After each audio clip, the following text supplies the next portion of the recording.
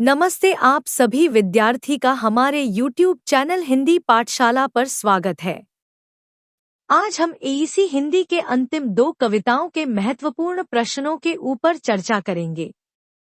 हमने पहले के 2 कविताओं के प्रश्नों के ऊपर चर्चा की है, डिस्क्रिप्शन में लिंक उपलब्ध है। इस पाठ्यक्रम के क्वेश्चन पैटर्न और मार्क्स डिस्ट्रीब्यूशन से तो आप अवगत ही होंगे। 10 अंकों के 2 प्रश्न, 5 अंकों के 4 प्रश्न और अंतिम में 1 अंकों के 10 प्रश्नों के उत्तर आपको करने होंगे। चलिए प्रश्नों को देखें। पहला प्रश्न, कवि ने किन प्राकृतिक तत्वों से उधार लिया और उनका प्रतीकात्मक अर्थ क्या है? दूसरा प्रश्न, कविता में अनदेखे अरूप का क्या प्रतीकात्मक महत्व है? तीसरा प्रश्न, कवि ने प्रकृति से उधार लेने में संकोच नहीं किया, लेकिन प्यार उधार देने में क्यों हिचकिचाया? चौथा प्रश्न, जो मेरा है वही ममेतर है, इस पंक्ति का क्या अर्थ है? इसे कविता के संदर्भ में समझाइए। पांचवा प्रश्न, कवि ने जीवन को किन तत्वों का समुच्चय बताया है? उनकी महत्ता स्पष्ट कीजिए। छठवां प्रश्न, कविता में उधार की अवधारणा का दार्शनिक पक्ष क्या है? सातवां प्रश्न, कवि ने अभी तक मौन हूँ क्यों कहा? इससे कविता का कौन सा भाव उजागर होता है? आठवां प्रश्न, कविता में प्रकृति और मानवीय भावनाओं के बीच क्या संबंध स्थापित किया गया है?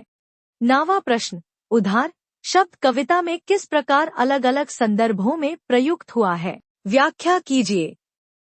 अंतिम प्रश्न, इस कविता का शीर्षक क्या हो सकता है और क्यों? अपने उत्तर के समर्थन में तर्क दीजिए। इन प्रश्नों के उत्तर हमारे टेलीग्राम ग्रुप पर उपलब्ध हैं। आप वहां से प्राप्त कर सकते हैं और हाँ, ग्रुप ज्वाइन करना ना भूलें। चलिए टिप्पणी वाले प्रश्नों को देखें। पहला प्रश्न, जो मेरा है वही ममेतर है, इस पंक्ति का अर्थ स्पष्ट कीजिए। दूसरा प्रश्न, कवि को अनदेखे अरूप को उधार देने में क्यों डर लगा? तीसरा प्रश्न, उधार शब्द का कविता में प्रतीकात्मक अर्थ स्पष्ट कीजिए। चौथा प्रश्न, कविता में प्रकृति और मानव जीवन के बीच क्या संबंध दर्शाया गया है? अंतिम प्रश्न, कवि अंत में मौन क्यों रह जाता है? संक्षिप्त टिप्पणी लिखिए। वस्तुनिष्ठ प्रश्न।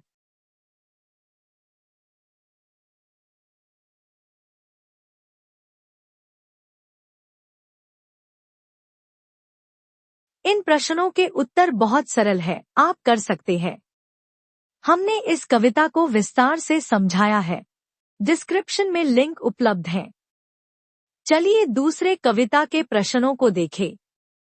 पहला प्रश्न, कवि ने पीर पर्वत सी उपमा का प्रयोग क्यों किया है?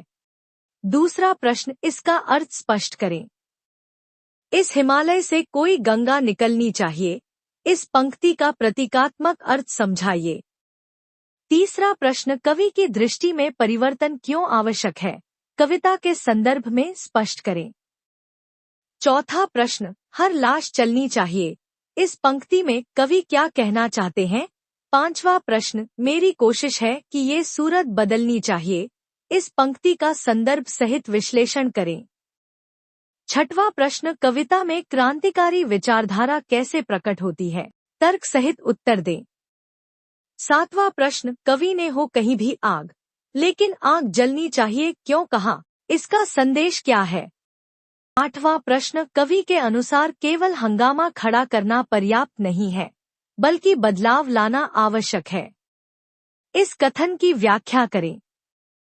नौवां प्रश्न, कविता में प्रयुक्त प्रमुख प्रतीकों हिमालय, गंगा, दीवार, लाश, आग का अर्थ स्पष्ट करें। अंतिम प्रश्न, कविता में व्यक्त संघर्ष और आशा के भाव को उदाहरण सहित समझाइए। टिप्पणी वाले प्रश्न। पहला प्रश्न, हो गई है पीर पर्वत सी पिघलनी चाहिए, इस पंक्ति का अर्थ स्पष्ट करें। दूसरा प्रश्न, इस हिमालय से कोई गंगा निकलनी चाहिए, इसका प्रतीकात्मक अर्थ समझाइए। तीसरा प्रश्न, हर लाश चलनी चाहिए, कवि का इस पंक्ति से क्या तात्पर्य है? चौथा प्रश्न, मेरी कोशिश है कि ये सूरत बदलनी चाहिए, इस कथन की संक्षिप्त व्याख्या करें। पांचवा प्रश्न, हो कहीं भी आग, लेकिन आग जलनी चाहिए, इसका क्या संदेश है? इन सभी प्रश्नों के उत्तर टेलीग्राम ग्रुप पर उपलब्ध है। वस्तुनिष्ठ प्रश्न।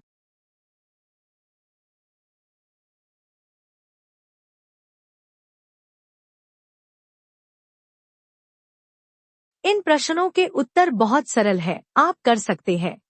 हमने इस कविता को विस्तार से समझाया है। डिस्क्रिप्शन में लिंक उपलब्ध है। यह वीडियो यहाँ समाप्त होती है। हम आशा करते हैं कि यह वीडियो आपको पसंद आई होगी। तो कृपया वीडियो को लाइक करें, चैनल को सब्सक्राइब करना न भूलें।